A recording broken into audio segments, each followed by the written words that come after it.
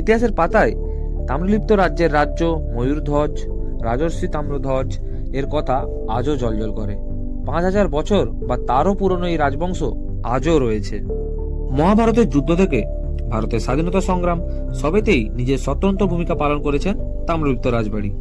স্বদেশী আন্দোলনের অন্যতম পীঠস্থান এই রাজবাড়ি, যার অলিন্দে নেতাজি সুভাষচন্দ্র বসু সভা করে গিয়েছেন। ব্রিটিশ বিরোধী আন্দোলনের ভূমিকায় তমলুক রাজবাড়ি এক প্রবাহমান ইতিহাসের সাক্ষী।